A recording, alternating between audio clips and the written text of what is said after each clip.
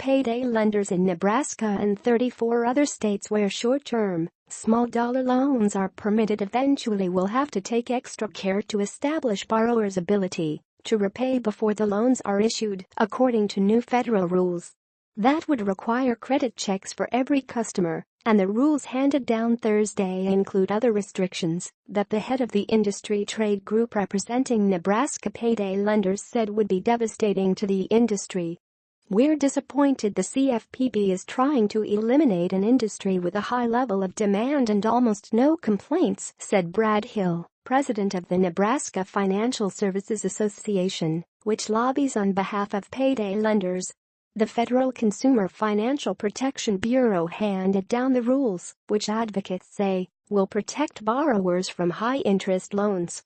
The deregulatory winds blowing through Washington aren't benefiting the $3.6 billion payday loan industry, as the new rules could cripple many companies that provide expensive credit to cash-strapped borrowers.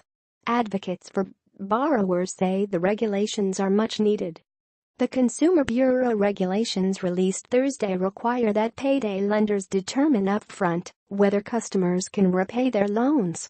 The rules apply to financing products with high annual interest rates that are paid out of consumers' bank accounts and paychecks through post-dated checks and, in some cases, automatic withdrawals. The rules also require a cooling-off period after a borrower takes a series of loans in succession. But Hill, who is also regional director of Bellevue-based as Money Check Cashing, said it's not yet clear how lenders would reliably track lending activity to individual borrowers. One solution could be a statewide database through which lenders could monitor borrowing across different stores, as has been implemented in other states with cooling-off periods. Such a period means a borrower must wait a set amount of time after paying down one loan before taking out a new one. In theory, this could prevent borrowers from falling into what payday opponents refer to as debt traps or cyclical debt. The payday regulations are the second major rulemaking effort by Consumer Financial Protection Bureau Director Richard Cordray since June, bucking the Trump administration's often-stated goal of loosening business constraints. The White House blames government-imposed red tape for stifling economic growth.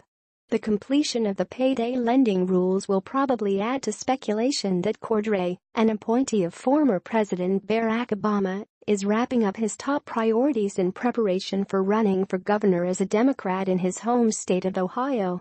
Washington lobbyists and lawmakers have been predicting for months that he would soon resign. The CFPB's new rule puts a stop to the payday debt traps that have plagued communities across the country, Cordray said in a Thursday statement. Too often, borrowers who need quick cash end up trapped in loans they can't afford. The rule's common sense ability to repay protections prevent lenders from succeeding by setting up borrowers to fail. The Consumer Bureau constraints are the first federal regulations for the payday industry. Consumer advocates say tougher rules are needed because the companies prey on desperate borrowers who are living paycheck to paycheck by trapping them in debt. Companies and the Bureau's Republican critics in Congress say the crackdown will ultimately hurt needy consumers who have few options for accessing credit. Hill agrees with that assessment. "I don't see anybody rushing in to fill the need, and it's not going to go away," Hill said of traditional financial institutions, which, for the most part, won't consider making a small-dollar loan.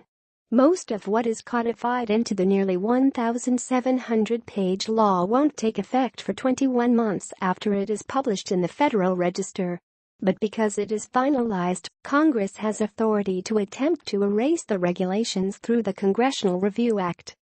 Nebraska law permits payday lenders like As Money, one of the largest such organizations in Nebraska, to hold no more than 2 checks from any single borrower, and the amount of those checks cannot exceed $500.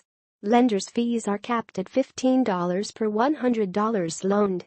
That is the equivalent of an annual interest rate of about 461%, but state law says checks cannot be held any longer than 34 days. Payday lenders generate about $3.6 billion a year in revenue, according to a study by the Consumer Bureau. Its rules would most likely decrease loan volume, forcing a number of companies to change how they do business. At least 4 Nebraska companies forfeited their licenses in 2016 in anticipation of the rules, and Texas-based Ace Cash Express surrendered its license to do business in the state in 2015. Attempts to overhaul Nebraska laws governing the financial instruments failed to gain traction in the last legislative session. A joint statement from Nebraska advocacy organizations Nebraska Appleseed, Voices for Children in Nebraska and the Women's Fund of Omaha urged state lawmakers to keep trying. The rule falls short of curing all of the problems caused by predatory lending and leaves a lot of work for the Nebraska legislature. Effective reform must occur at the state level and ensure that Nebraska borrowers have access to credit with reasonable prices and fees and manageable payments that can be made in installments, the statement said.